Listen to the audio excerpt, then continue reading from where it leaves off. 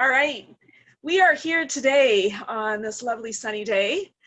Rebecca and Susanne Jakubowski from Yoga with Susanne, and we are going to talk a little bit today about meditation. But first, before we go, I'll just tell you a little bit about myself. I've been teaching yoga, meditation, breath work, pranayama,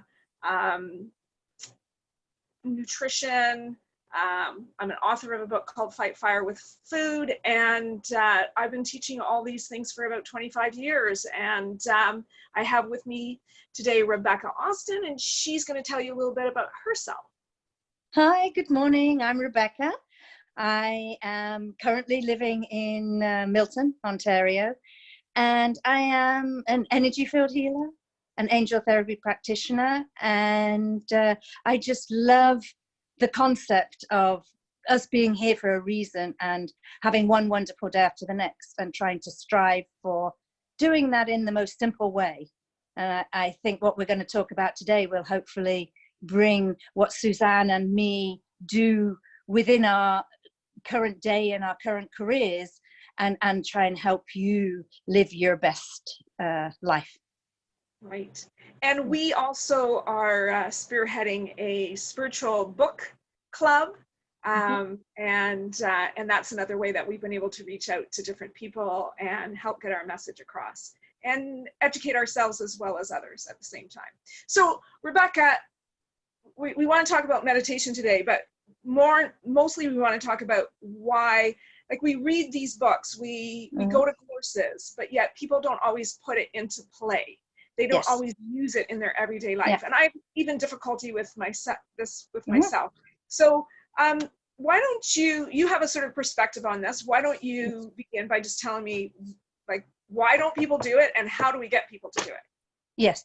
So I believe when we read these books, and we always in the book club we're doing, we agree with the books that we're reading at the time. The biggest problem that everybody has is, okay, how do I take that and not just do it for the next week, but incorporate it in the rest of my life? And so for me, I had to have struggled. I've loved when I've been in my phases of doing my 50, a gratitude list and writing them all up, but that wasn't something that I was able to maintain every day. And so as much as I loved the idea and it did change my life when I was doing it, it was an onerous task to do. I believe I have come across something over the past couple of weeks, and I've started incorporating it in my life. And I believe this encompasses everything, not everything, but a lot of the things that we've been reading and that we already know to be better for ourselves. And it's all incorporated in one, like a 10-minute meditation. I make it into a 1-hour meditation. But for me, when I'm meditating, I incorporate it with I used to call it my gratitude walk. So I get up early in the morning. Before 6 o'clock, I'm out and walking. And I was just basically doing my 50 things that I was grateful for, which turned into a whole hour. So it was a lot more than 50. But this meditation that we're going to share with you is actually from a gentleman who is the owner and founder of Mind Valley. And he calls it his 6-phase meditation. Basically, the 6 phases of it are compassion, which is kindness. And I'll explain a little bit more about each section. But so the first phase is compassion. The second phase is gratitude. The third phase is forgiveness. The fourth is future dreaming. The fifth is the perfect day. And then the sixth one is the blessing. So, okay. Yeah. I was going to say, before you go further, I just want to backtrack because you said a lot there. So the first thing is that you're doing your meditation while you're walking. You're not doing it sitting in lotus pose and whatever.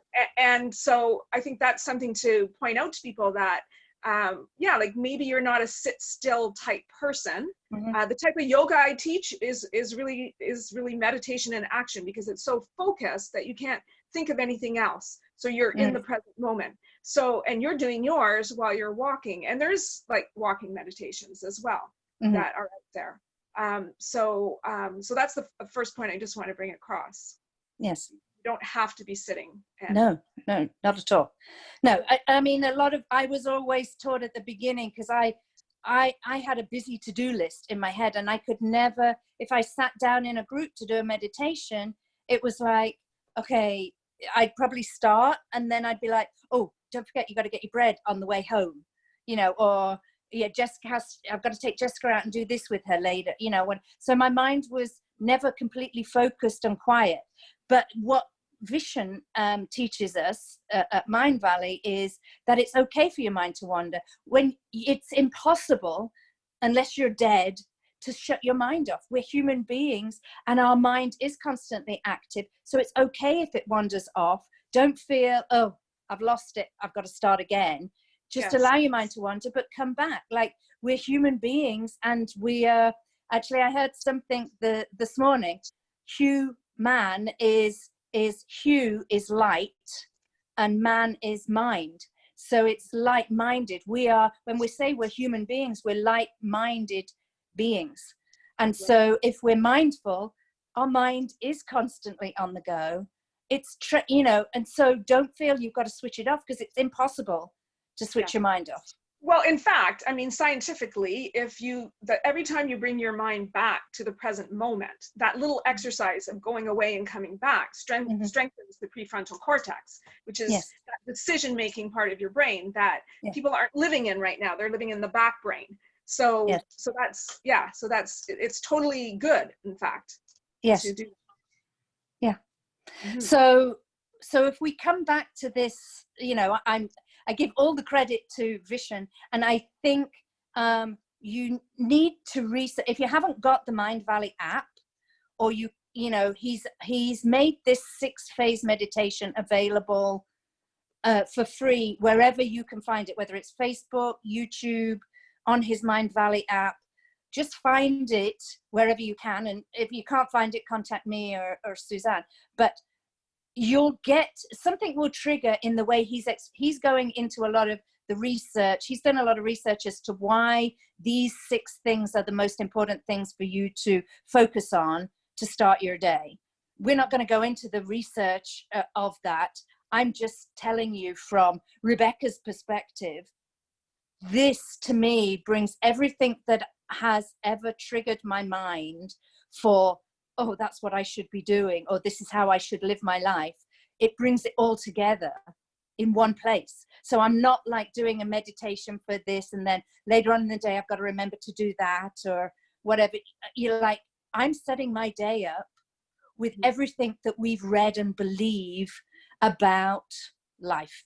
Whether you believe there's a God up there, or whoever it is that you believe is, you know, holding the puppet strings, as it were, to life.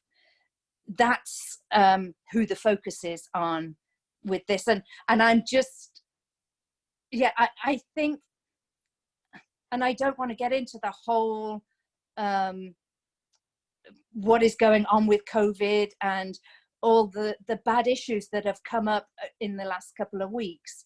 But when we come from a place of love and compassion and kindness, it doesn't matter whether we're black, white, Chinese, Indian, wherever you are in the world. If we're kind to each other, then that's what we're striving for. It's not being kinder to a certain person than another. We should be kind to everybody, regardless of age, ethnicity, or whatever. I think this is the whole thing about, again, what we're trying to promote through everything that we do is loving ourselves and loving others, and that we're all, I mean, equal in the world. We're all breathing the same air and sharing the same oxygen, you know, so that's definitely part of it. I just want to go back again. So when you're, so here's an interesting thing too, because I know from talking to you that you said that part of this is putting your phone away. You've put your phone away, and you're not obviously when you go on your walk, you're not listening to music or listening to that. You're focusing on what you're doing. No, I've evolved from that, because I started doing, like, I focused on, I wanted to do my 10,000 steps. So then I was like, okay, I'll listen to all these podcasts whilst I'm doing it. I'll multitask. I'm a big multitasker person. But then I realized from hearing one of the podcasts that I am attached to my phone like every moment of the day. It's with me. So now I want to try and do it earlier in the night, but that's another phase for myself. But I now charge my phone in the spare room. I used to sleep with it under my pillow. Like, it was literally 24 hours a day I had my phone. So now I put my phone in the spare room, go to my bed, sleep, wake up in the morning to an alarm clock I bought at the dollar store. So it's not plugged into electricity. It's just the battery run alarm clock. So that's the only electrical device in my bedroom. I have no TV or anything. So I have the alarm clock that wakes me up in the morning, and I literally get up, put my clothes on, and go for my walk without my phone. I don't actually get my phone until I'm back from my walk, had my shower. So now I can check on who's been trying to get hold of me or whatever, and then it starts. But I would really like to get down to 12 hours without my phone. That would be huge. Yeah. Like, if I can put it down at 8 o'clock at night. Right. It's training other people as well that, you know what, I'm not at your beck and call. So it's a two-way thing, but big for me, huge for me. Yeah. Okay, so we want to tell people how to start this, and so we've covered a couple things. We're going to try not to be attached to our phone, so we're not distracted. We're going to start the day by getting up, and you're like going for a walk, or if they're not walkers, they could go for a bike ride, or they could sit out in their garden. Sit in your room and just do your meditation. You know, you don't have to be out walking. The walking works for me because I'm getting my steps in, I'm looking after myself, and I'm getting my head straight all at the same time. Right. Okay, so now that we're ready. So what is the first thing we want to do as we get out there? So the first thing that he focuses on is compassion, which is love, kindness, all of that stuff. So he starts off basically by saying, choose a moment in time when you felt loved, whether it was from your child or from your husband, or, you know, from looking in a mirror and looking at yourself and feeling loved. You know, whatever love is to you, or kindness, figure on a moment in time when you felt completely loved. Hold on to that thought, and then it's almost like I see a pulse. You know, you see, I'm a visual person, so I need to see. So it's basically, now you're radiating, you've got this feeling of love. Now you radiate it from yourself, and it's like, you know, when you drop a drop of water into a bowl of water, and then you have the ripple effect going. So you're sort of wanting that ripple effect. So you've got that feeling of love. Now you radiate it out into your house. So whoever's in your house, so your husband, your children, your pets, whatever. So that love now radiates out to who's in your house. Then the next sort of pulse out is going from, for me, my townhouse complex. So it's gone from my house to now everybody in my townhouse complex. So I'm just visualizing that next pulse. Then the next pulse out, it encompasses the whole of Milton. So the whole of the town that I live in. Then I go from Milton to Ontario. So now that pulse of love has gone to Ontario. Now the next pulse is Canada. So I'm visualizing it's gone to everybody in Canada. And then I incorporate the US in that. And then my next last pulse is the whole world, you know. And sometimes I'm visualizing, like, the last pulse, my daughter is in New Zealand, so she's on that last pulse. So I'm also putting the intent out. I want to make sure my daughter gets this feeling of love that I'm trying to push out to the world. So when lots of people talk about we should meditate for Mother Earth, we should meditate and, you know, give thanks to Mother Earth, or send out love. And, you know, when you have Miss World up there, I want world peace or whatever, you know, this is your chance to send out love to everybody and everything, whether it's the birds flying in the sky, or the human beings that are all around the world. But sending that pulse of love, you're starting from yourself, and that only takes, you know, a minute, right, to do. Well, and I have two sort of things I want to say about that. The first thing is that sometimes people can't cultivate that feeling of love because of their life circumstances, or they're just cut off from their heart. So one thing that can help with that is to just actually place your hands over your heart and just focus on your actual heartbeat, and that can help us. Putting your third finger of your right hand on the heart or in the middle of your chest, that can sometimes help you connect, so that if you're not quite where we are in terms of that. And also people also say they can't visualize, and that's one of the things, like they say, oh, what is that? I can't visualize that. And I'm saying, like, you're wrong, because when you're walking or driving the car, you're visualizing, because you visualize what's going to come up ahead of you.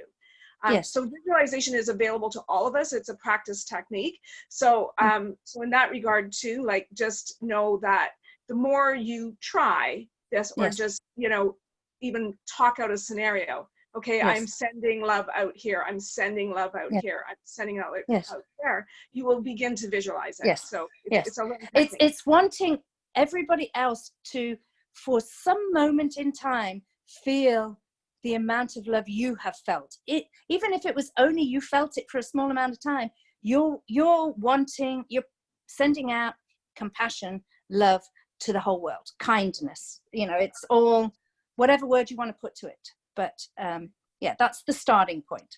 So that can take you, like, sometimes when I'm doing my pulse, I stop off, for instance, in England, and just make sure my mum's got, you know, so I focus on a particular person. It's whatever you want it to be. It's your moment of sending compassion to the whole world. So if you want to stop off at certain places, it's up to you, right? Yeah. Okay. So that's the compassion part. So that's phase one. So phase two is gratitude. For me, I have a little story to tell to help people understand why gratitude is so important. It was Christmas morning with my kids, and I have 2 children. And so you make the piles of gifts that Santa brings the same. And we have one gift that's unwrapped that comes from Santa.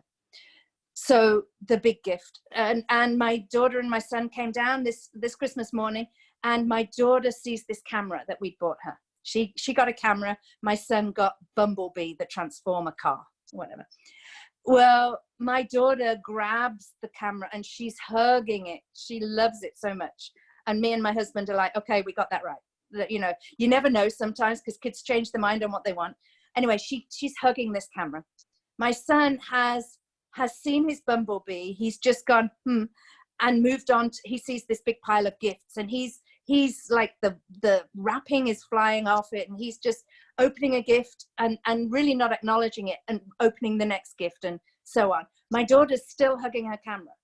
And my husband actually said to her, Jessica, you can actually start undoing some of your other gifts. You know, she's like, but I love my camera so much. And anyway, Ben finished all of his before Jessica started undoing any of her gifts. And he's now wanting to go to his grandparents. He's like, when are we going to Grandma and Granddad's? Because he knows he's got more gifts to open there. He didn't care about anything he got. He just wanted more gifts. And as parents, we were like, you know what? We would spend $1,000 on Jessica in a heartbeat, because she's so thankful for what we buy her. Ben, on the other hand, we might as well just go to the dollar store, spend $50, get 50 things, and wrap them up in tissue paper. It had the same effect. Right. So my theory is God is the same way. God, or whoever is your higher power. God, I look at him as my dad, you know, and if I say to him, thank you for my eyesight, thank you for my hearing, thank you that I can smell, I can taste, all those things that he's given me that I take for granted every day. If I thank him for those things on a daily basis, he's going to go, you know what? Rebecca's really thankful for that. I'm going to send her more stuff to be thankful for.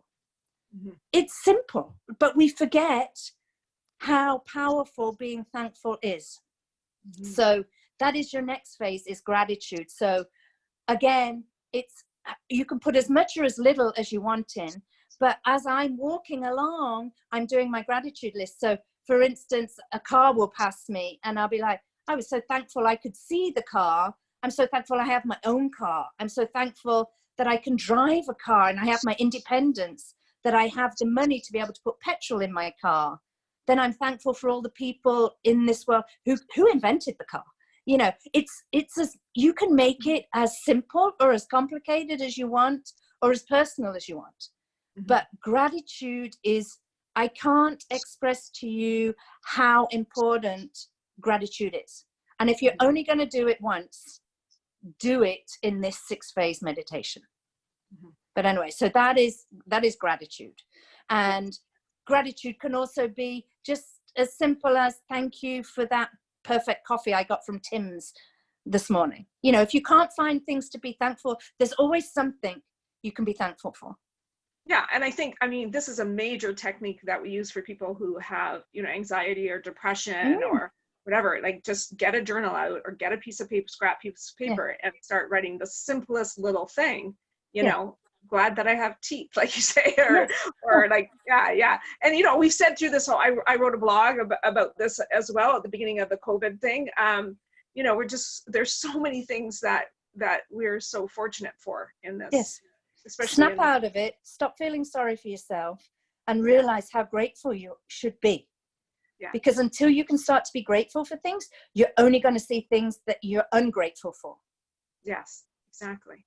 Okay, being conscious of time, let's move on to... Okay, so forgiveness, another huge thing. For me, in forgiveness, I judge people so much. Like, that's the thing that I'm trying to focus on myself. But forgiveness, so forgiving people, and he goes into more detail on this if you look at what Vishen says about this.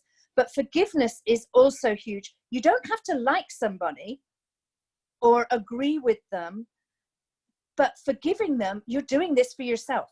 You're now not carrying that heavy weight of what somebody did to you, you know. And so I also have encompassed in this forgiveness part is asking for forgiveness for people that I have judged.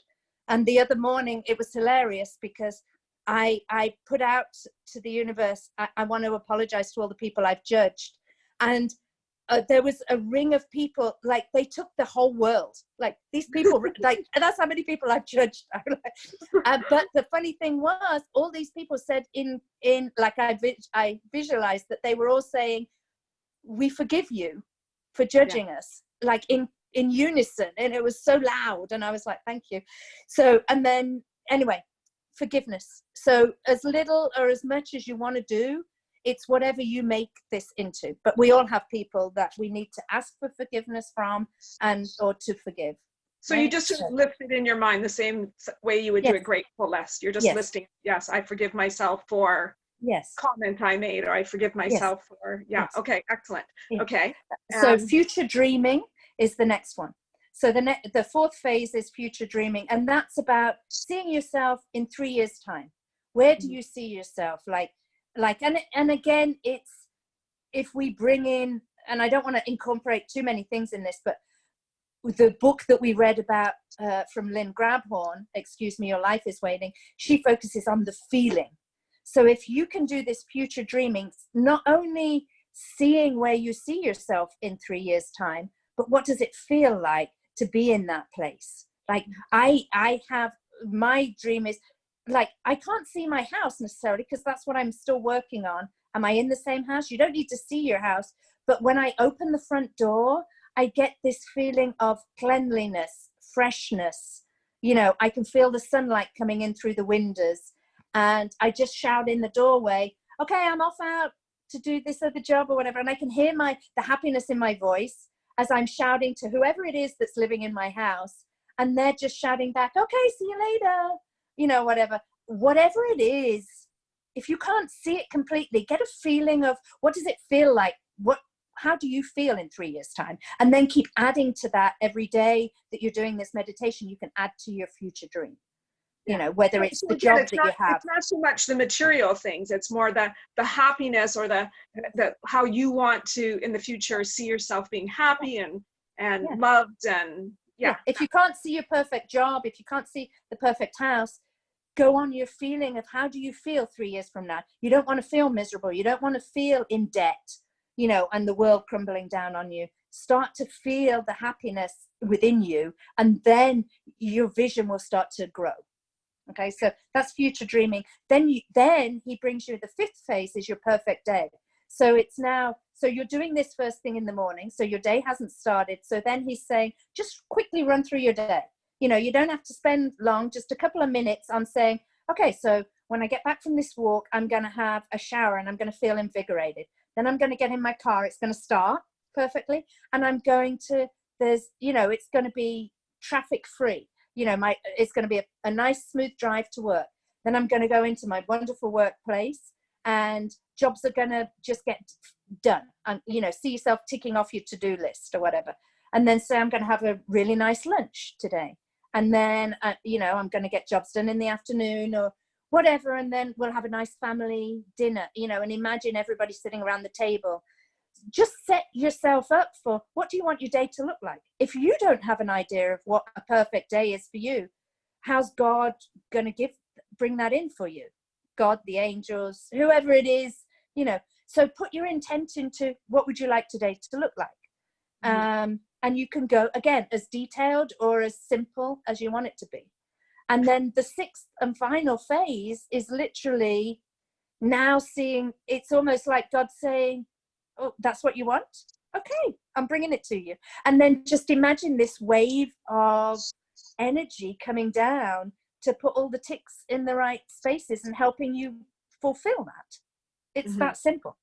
Yeah. So again, going back to the feeling. So the second to last one there, when you're visualizing your day, it's kind of like, I always start the day saying, you know, today is going to be an amazing day. Something amazing is going to happen. But this is even further. This is even better, because you're actually saying, this is how I want my day to go. Yeah. This is how I want, this is what I want to happen today. Yes. I want to have a very productive day. I want to have good friends call me. I want, you know, whatever. Yeah. And it is so true. When you put that intention out, it almost always something, you know, really great does happen, you know, so. Yeah, you when you don't put intent into what you want in life, where you see yourself in the future or where you see yourself today, you're allowing anything to happen, and you're allowing other people to run your day. Right. Why not take control of your own life and your own day? How fantastic is that? And being in a space of love and gratitude and forgiveness, amazing. Like, I really think this brings everything together in 20 minutes, like 20 minutes, or like I spend an hour. That's a 4% of my day that I'm putting into my intent. Right. It's not a lot of effort, really. No, but it's so powerful. So, so did you, when you started this, did you feel the very first day like, wow, this is like going to change my life? Or did it take a couple of days? No, I actually felt it instantly. Yeah. I felt like I'd taken control of my life. Funny as it is, it just gave me intention. And now I feel like I'm getting this whole new, I'm meeting the same people on this walk. I'm doing it at a similar time of the day. So not only am I putting my intent into it, but now I'm seeing all these happy people in the morning. Everybody's up and happy. Everybody's smiling and saying thank you. Like, we air high-fived this morning with one of the girls that I've seen all week, sort of thing. And she's like, we did it, or whatever. Like, we're two completely different people, don't know each other, but now we're excited, and we're excited to see each other every morning. It's like, there's so many things that are going on, and now I've got a smile on my face. And I think if everybody could do this, wouldn't that be amazing?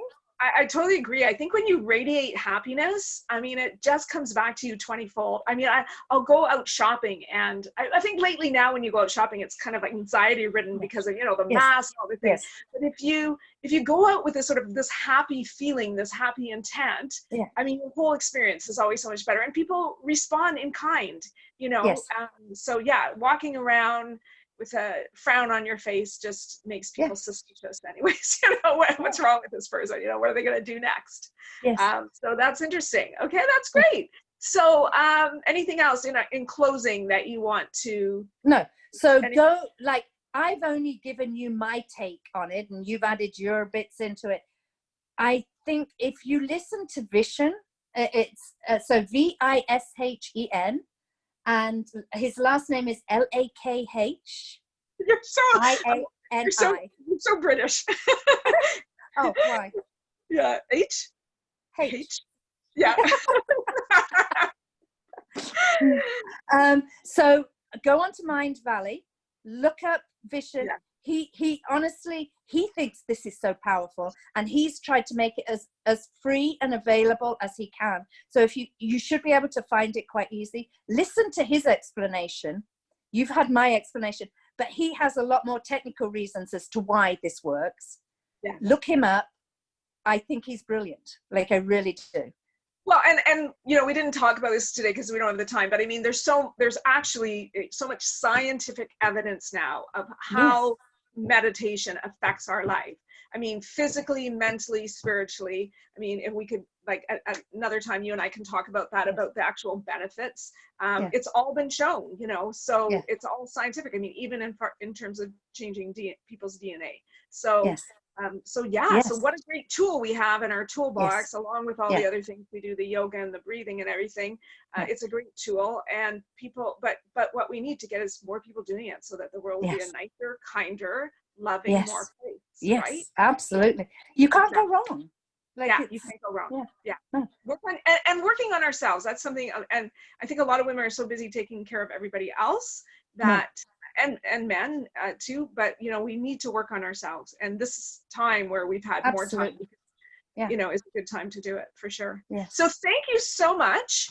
And thank you. I loved it. I wish everybody a wonderful day. Me too. One wonderful day after the next.